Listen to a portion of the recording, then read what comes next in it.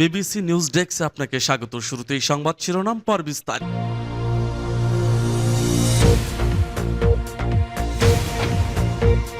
জানিয়ে দিব আমাদের হাতে থাকা সর্বশেষ গুরুত্বপূর্ণ আপডেট। বাংলা সংবাদ।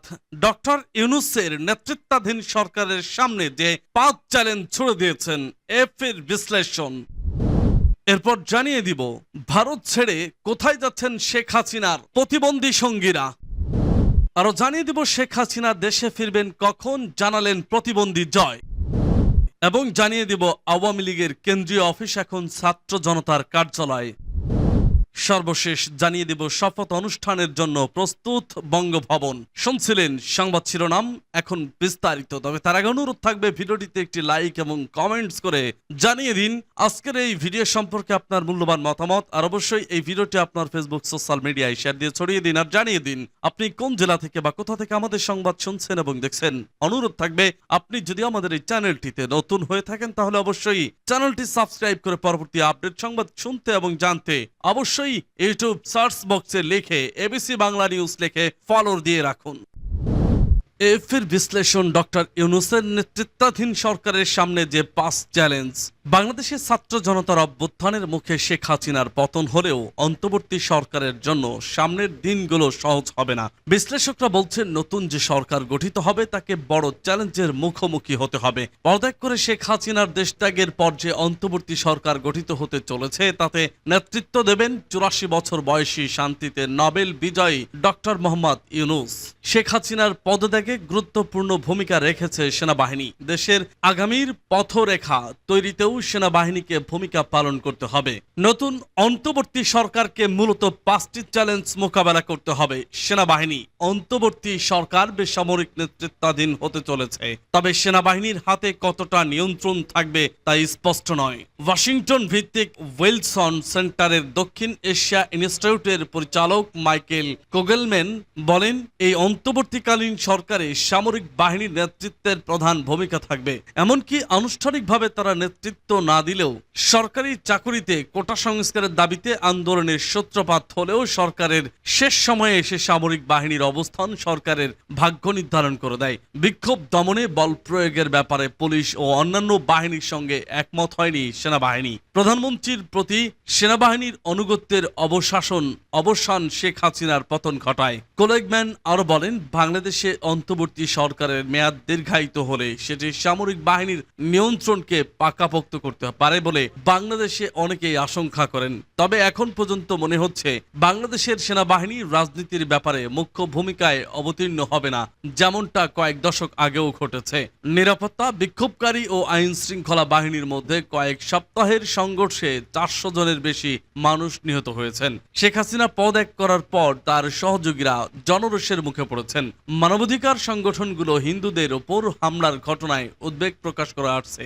অ্যামনেস্টি ইন্টারন্যাশনালে স্মৃতি সিং বলেছেন, মানুষের জীবন ধারণের অধিকার, বাকস্বাধীনতার এবং শান্তিপূর্ণ সমাবেশের সুরক্ষা নিশ্চিত করা এবং সহিংসতা বন্ধ করা যে কোনো অন্তর্বর্তী সরকারের জন্য প্রথম কাজ হওয়া উচিত। যুক্তরাষ্ট্রের ইলিনয় স্টেট ইউনিভার্সিটির রাষ্ট্রবিজ্ঞানী অধ্যাপক আলী রিয়াজ বলেছেন, নিরাপত্তা বাহিনী যদি নিরপেক্ষভাবে সরকারকে সহযোগিতা করে তাহলে পরিস্থিতি শান্ত হবে বলে তিনি বিশ্বাস করেন। অর্থনীতি 2009 সাল থেকে বাংলাদেশের বার্ষিক প্রবৃদ্ধি 6%-এরও বেশি ছিল। মাথাপিছু আয়ের দিক থেকে বাংলাদেশ 2021 সালে ভারতকে ছাড়িয়ে যায়, কিন্তু অর্থনীতির প্রবৃদ্ধির সুফল বাংলাদেশে সবাই পায়নি। 2022 সালে সরকারি হিসাব বলছে 15 থেকে 24 বছর বয়সী 1,80,00,000-এরও বেশি বাংলাদেশি কর্মহীন ছিল। সাম্প্রতিক অস্থিরতা গার্মেন্টস শিল্পকেও নাড়া দিয়েছে। সহিংসতার মুখে গার্মেন্টস কারখানাগুলো বন্ধ রাখতে হয়েছে। বাংলাদেশে $55 বিলিয়ন রপ্তানি আয়ের মধ্যে 85% আসে এই খাতের প্রায় 3,500 কারখানা থেকে। লেভাইস, যারা এবং H&M সহ বহু শীর্ষস্থানীয় ব্র্যান্ড বাংলাদেশ থেকে পোশাক আমদানি করে। পোশাক রপ্তানিতে চীনের পরই বাংলাদেশের অবস্থান। যুক্তরাষ্ট্রের পোশাক প্রস্তুতকারক হোলা গ্লোবাল জানিয়েছে তারা ইতিমধ্যে তাদের কিছু উৎপাদন সরিয়ে নিয়েছে। কোম্পানির প্রধান কারণ বোস বলেন, আমরা বছরের বাকি সময়ে বাংলাদেশে যাওয়ার সব নতুন অর্ডার বন্ধ করে দিয়েছি। নির্বাচন গত গত জানুয়ারি মাসে শেখ হাসিনার আওয়ামী লীগ যে নির্বাচনে জয়লাভ করে সেই নির্বাচনে বিশ্বাসযোগ্য কোনো বিরোধী দল ছিল না।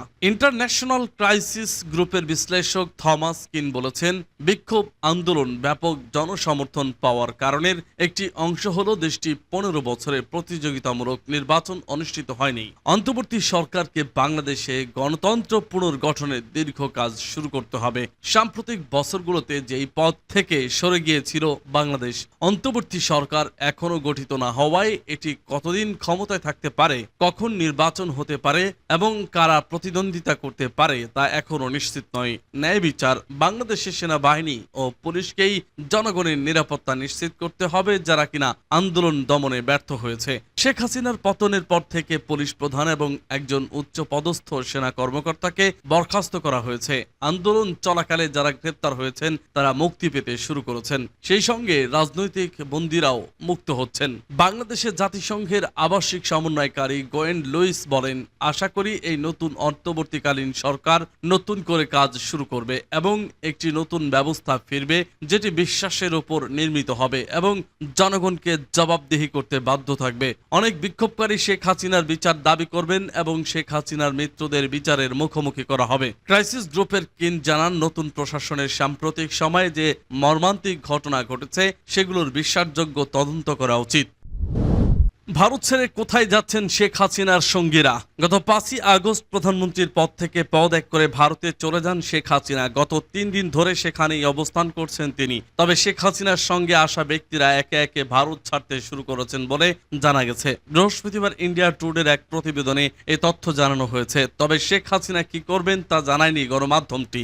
এমনকি তার সঙ্গীরা ভারত ছেড়ে কোথায় যাচ্ছেন তাও জানা যায়নি। ভারত সরকারের শীর্ষ পর্যায়ের কর্মকর্তাদের একটি সূত্রের বরাত দিয়ে ইন্ডিয়া টুডের খবরে বলা হয়েছে, শেখ হাসিনা তার বোন শেখ রেহানাকে নিয়ে ভারতে উড়ে যান। এ সময় তার ঘনিষ্ঠ সহযোগীরা একটি সামরিক জেটে ভারতের উদ্দেশ্যে রওনা হন এবং দিল্লির কাছে ইন্দোন বিমান ঘাঁটিতে অবতরণ করেন। শেখ হাসিনার সঙ্গে ভারতে আসা দলটির পুরোপুরি একটা মানসিক যন্ত্রণার মধ্যে ছিল, কারণ প্রধানমন্ত্রীর বাসভবনে প্রবেশকারী জনতা থেকে বাঁচতে তাদের তাড়াহুড়ো করে বাংলাদেশ ত্যাগ করতে হয়েছিল। ভারত সরকারের সূত্র ইন্ডিয়া টুডেকে জানিয়েছে, যেহেতু শেখ হাসিনা এবং তার সহযোগীরা তাড়াহুড়ো করে বাংলাদেশ ত্যাগ করেন, তাই তারা কোনো অতিরিক্ত কাপড় চোপড় বা দৈনন্দিন ব্যবহার্য জিনিসপত্র বহন করতে পারেনি। বাংলাদেশিদের সঙ্গে নিয়োজিত প্রোটোকল অফিসের সদস্যরাই তাদের জামা কাপড় এবং নিত্যদিনের জিনিসপত্র কিনতে সাহায্য করেছেন বলেও জানা যায়। সূত্র জানিয়েছে, ভারতীয় নিরাপত্তা কর্মী এবং প্রোটোকল অফিসাররা চাপ ও ধাক্কা সামলে উঠতে সফরকারীদের সাহায্য করছেন।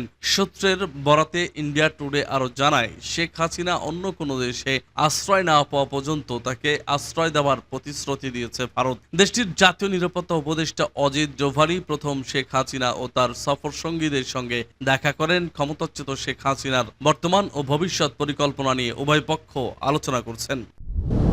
শেখ হাসিনা দেশে ফিরবেন কখন জানালেন জয়। ছাত্র জনতার বিক্ষোভে পদত্যাগের পর দেশ ছেড়ে পালিয়ে যাওয়া শেখ হাসিনা বাংলাদেশে গণতন্ত্রপূর্ণ প্রতিষ্ঠিত হলেই ফিরে আসবেন বলে জানিয়েছেন তার ছেলে সজীব ওয়াজেদ জয়। বৃহস্পতিবার পিটিআইকে টেলিফোনে দেওয়া একান্ত সাক্ষাৎকারে একথা জানান তিনি।